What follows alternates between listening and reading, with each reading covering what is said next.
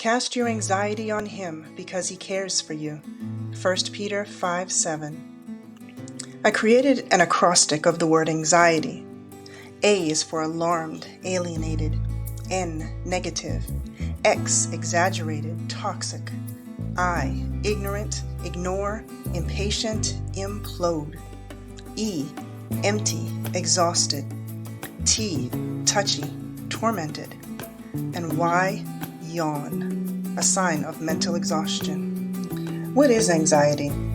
Merriam-Webster defines anxiety as an abnormal and overwhelming sense of apprehension and fear, often marked by physical signs such as tension, sweating, and increased pulse rate, by doubt concerning the reality and nature of the threat, and by self-doubt about one's capacity to cope with it.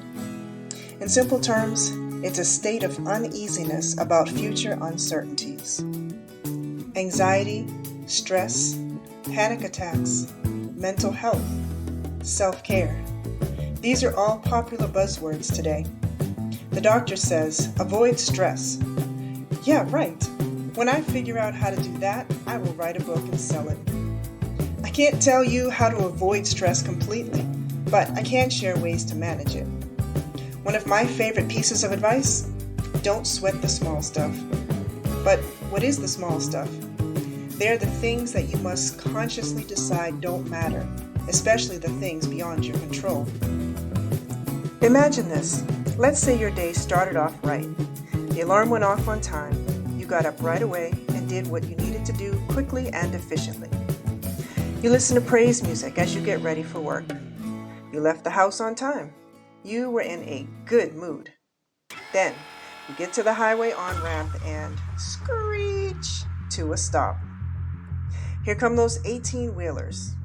You are about 20 cars back and only one car is barely sneaking onto the highway at a time.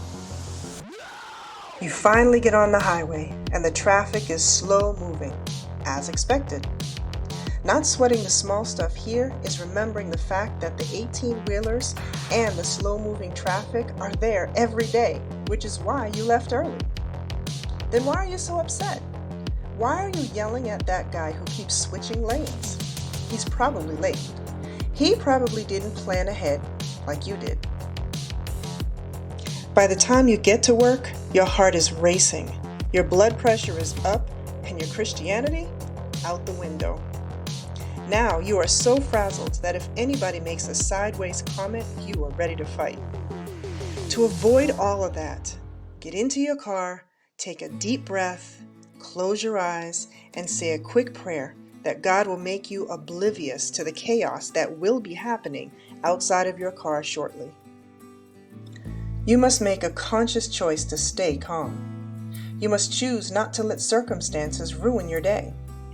Turn on a CD or the Christian station and thank God for your life, your car, your health. Thank Him for His many blessings. I'm sure you will be at the parking lot before you finish naming them all. You may even pray for the others in traffic. Maybe some of them are headed to emergencies, interviews, or hard days. Even if you don't have a car, find something to praise God for. Thank Him for the bus or train being on time, that you got a seat, or that there is comfortable standing room. Thank Him for the carpool, or that the job is within walking or biking distance. Gratitude is a powerful weapon against anxiety. Of course, not all stress is about traffic or minor annoyances. Sometimes anxiety hits hard in ways we can't control. A sick loved one, a lost job, or unexpected emergencies. In those moments, breathe, pray, and trust God.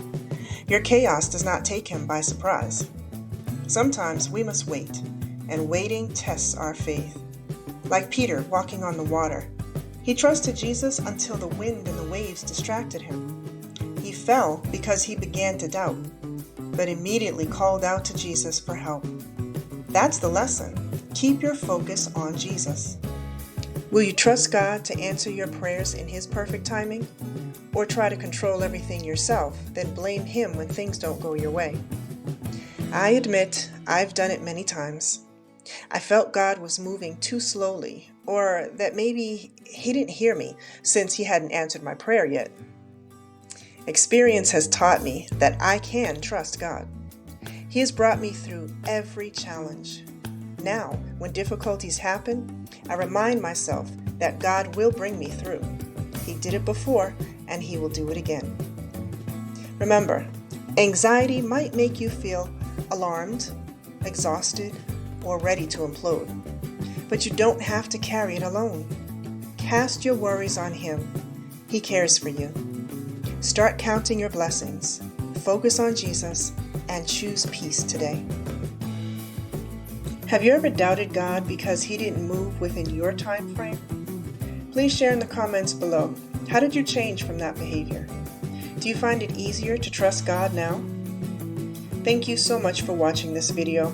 I pray it was a blessing to you. If so, please consider liking and subscribing. Also, click the notification bell to join the Crooks for Christ family, and you will be informed of upcoming content. Until next time, God bless.